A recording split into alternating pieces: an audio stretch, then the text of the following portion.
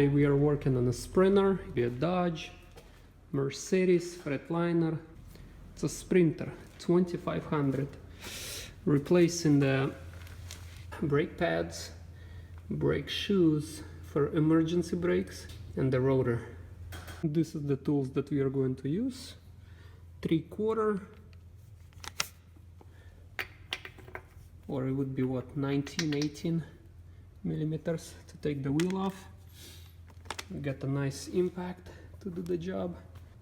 So the rotor, brake shoes, brake pads,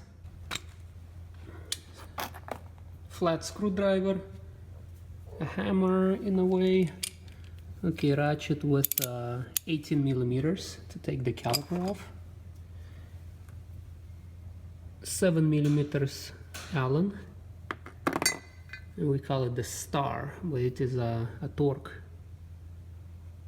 T50, T50, anti-seize, and medium strength.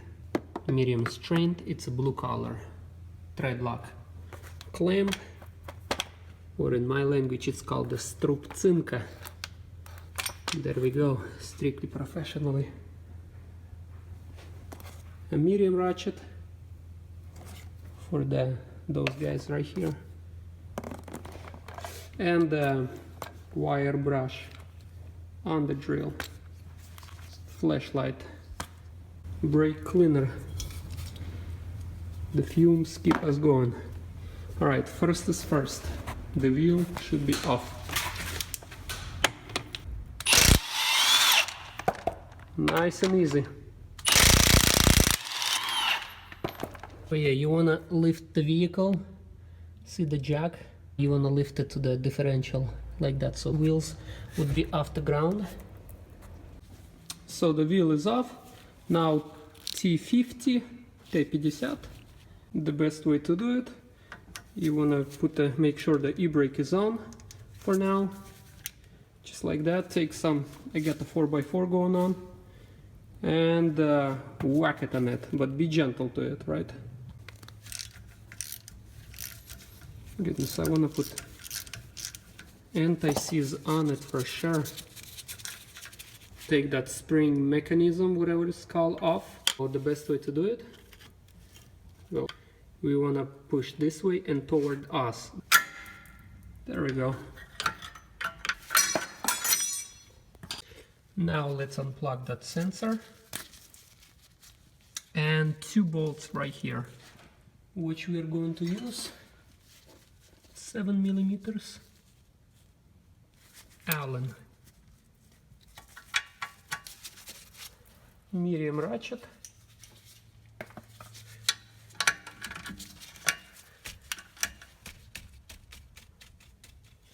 in that case I got my 4x4 block going on. There we go.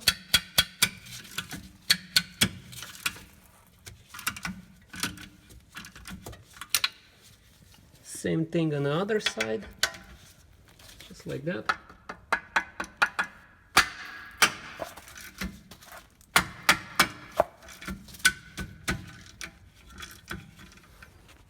I want to pull those bolts completely out.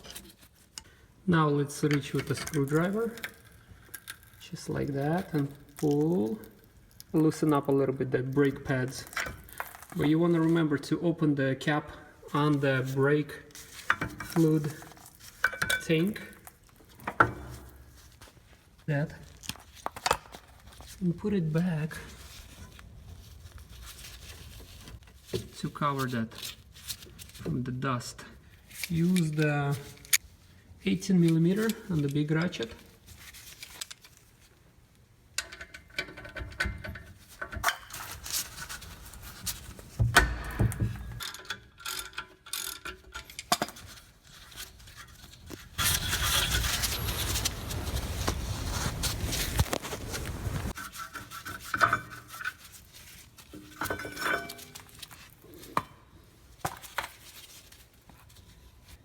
Now it's time to pull the rotor out. Make sure e-brake is off. Okay, now we're gonna reach to that, see that adjustable wheel. We're going to reach with a screwdriver and twist it this way. So it's going to rotate and shrink the whole shoes assembly together.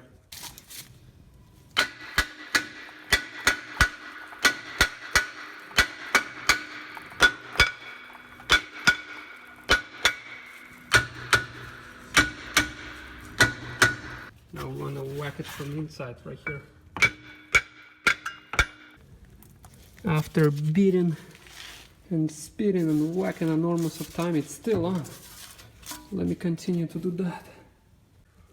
Also, the best idea is to reach with the screwdriver against the rotor and the brake shoe and just pull it out here. And same thing with the other brake shoe. Work its way out. Also, you want to put a screwdriver right here at this opening area and beat it with a hammer. Make sure you beat it on the brake shoe. Just go through the holes right here with the screwdriver and beat it out like that. But you want to make sure you beat it on the brake shoe. Watch out for the e-brake mechanism. It's located like right here. An adjustable mechanism located right here in this area. So you don't wanna beat in those areas. There we go. It's getting out. That's exactly what we need.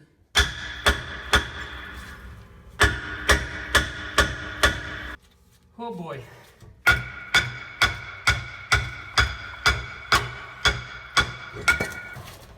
Piece of cake. And by saying that, I'm being very sarcastic here. Look at that, how rusty that thing is. Wow. It's out. Now it should be nice and easy. No pliers.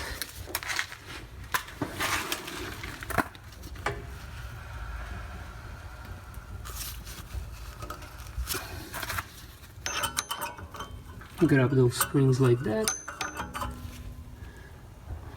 Press on it and twist.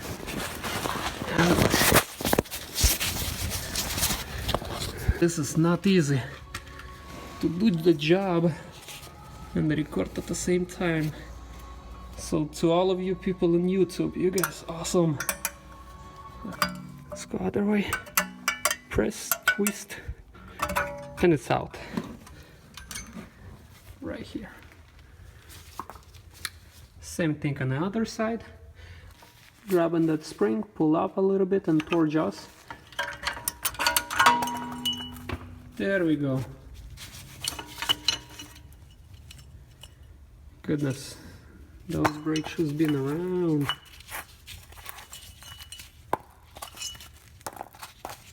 Very easy, strictly professionally.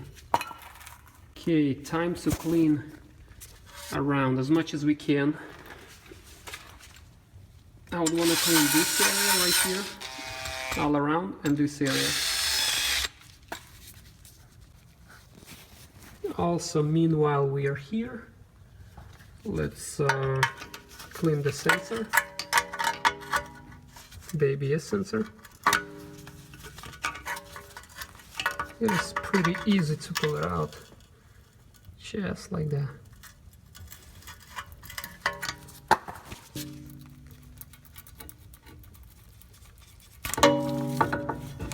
Use a little brake clean.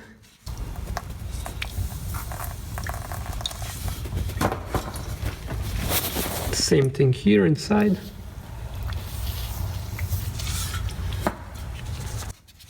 The sensor is nice and shiny, like a diamond. Now we are cleaning the nest for it.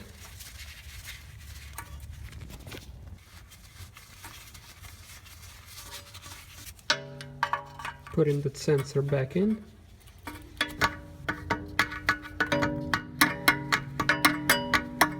With a screwdriver. Yep. And leave about millimeter or 2 millimeters out. First I would want to clean the mechanism, this adjustable mechanism. You want to pull it out like that, untie it. and make sure you want to grab with the pliers here and here. With a screwdriver or something, just unscrew it all the way, and let's put the anti-seize all over it. Okay, so we put the anti-seize all over it. Now it's time to put everything back, just like that.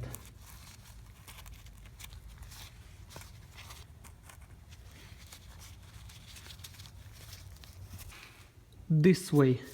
This is the e-brake, emergency brake mechanism right here, and we want to put here in those slots. See, one slot and second slot in the bottom. And I believe the easier way to install it would be first put the shoe, then run the spring through it, twist it, lock it, then second shoe on top right here,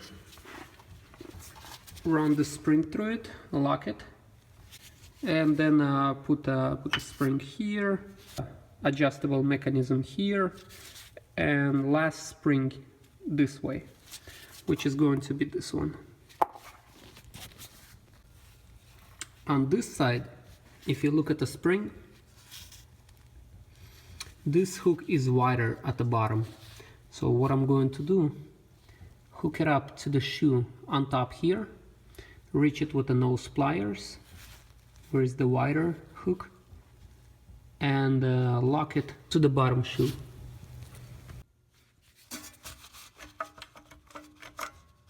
The brake shoe is in place. Now it's time to install the adjustable mechanism. Very simple, because the spring's already in. All right, it is in. Springs in place, adjustable mechanism right here, springs in place here, the shoes in the e-brake slots. Not the easiest vehicle to work on the replacement e-brake shoes. All right, now it's time for installing the rotor. And in this case, I would want to say installing is way easier than taking it apart. After putting the rotor back together, put a little anti-seize on that bolt. T50 the torque, and tied it pretty good. Now align one of the wheel bolt hole to that adjustable mechanism and tie it, which is this way. You work this way from here to here. That's spreading the shoes, brake shoes, and when it stopped, it reached to the inside to the rotor. And now loosen a little bit back, just a little bit, because I would like e-brake to be really sensitive. Press down, go all the way with a little clamp. In my language it's called strupcinka. Just a drop, medium strength, which is blue color. Okay, it is in. You want to clean those parts with a wire brush, tighten it back with 18mm socket, cleaning the caliper,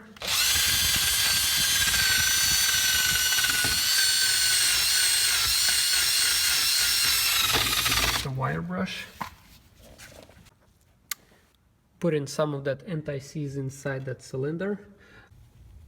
So caliper is back. And those bolts that hold the caliper, I put on a thread lock, medium strength, blue one, and on a whole bolt I put it anti-seize, so it would be easier for caliper to slide. And with the 7mm we are going to tie it. This time I'm not gonna put a sensor in that wire. what I did, I snapped it and I put it back, see, because I want that area to be plugged, preventing from the dirt and water.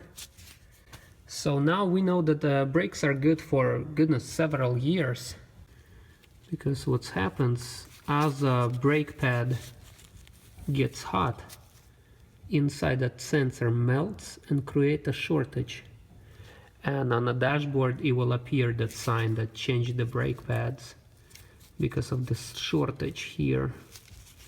So no more of it, but you want to check it out pretty often than the brake pads. Put that spring, so first you want to install like that, then reach with a flat screwdriver, just like that, press it toward and press it in, so those little hooks will be hooked inside there. After several hundred of times, yay, it's in. Put some of the anti-seize on the bolts. Now is the time to put the wheel on.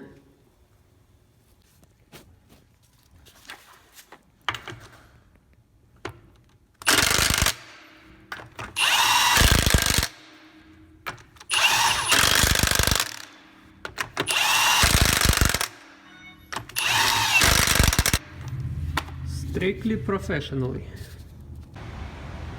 This is the time when we put all tools back. And do not forget about that cap, the brake fluid cap. All right, have a good day.